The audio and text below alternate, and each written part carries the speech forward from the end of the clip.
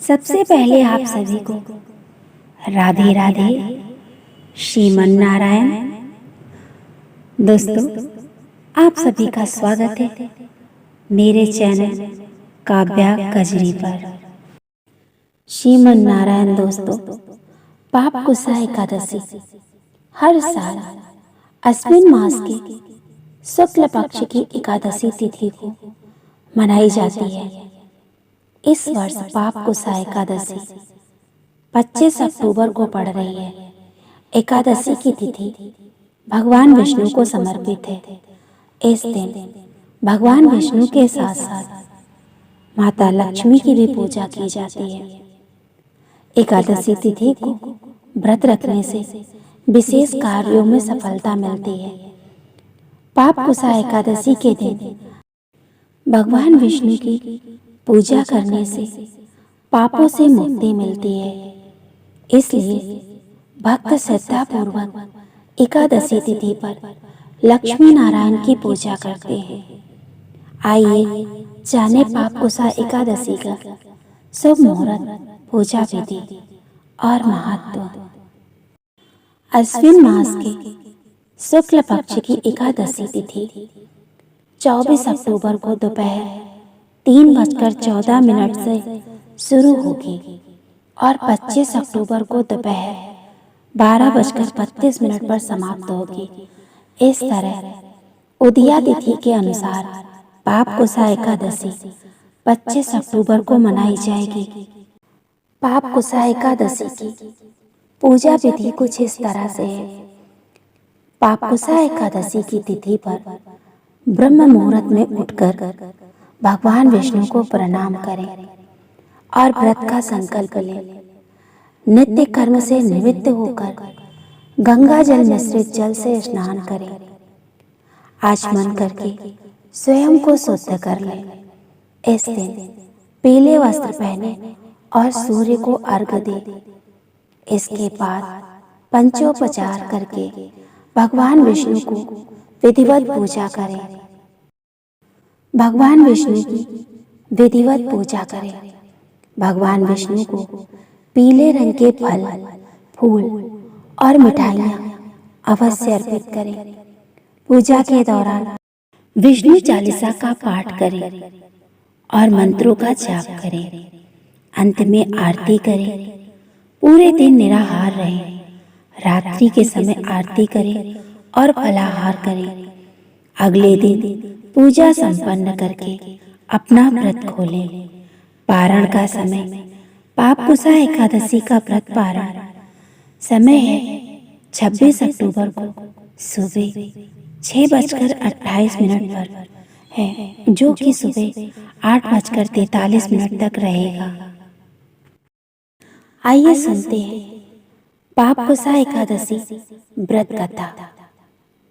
पाप कुसा एकादशी नाम के अनुरूप पाप से मुक्ति प्रदान करती है। मान्यता है कि इस एकादशी का व्रत रखने से व्यक्ति के जीवन भर में किए गए सभी पापों का फल समाप्त हो जाता है।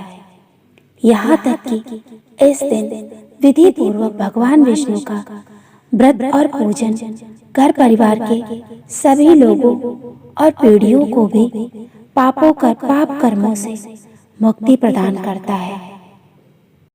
अश्विन मास के शुक्ल पक्ष की एकादशी तिथि के दिन पाप कुसा एकादशी का व्रत रखा जाता है। इस दिन व्रत पूजन में व्रत कथा, भगवान विष्णु की आरती का पाठ जरूर करना चाहिए। आइए जानते हैं। पौराणिक कथा के अनुसार विंध्याचल पर्वत पर क्रोधन नामक एक पहलिया रहता था। वो बड़ा क्रूर और हिंसक था। उसका सारा जीवन हिंसा, लूटपाट, मदपान, गलत संगति में ही बीता था।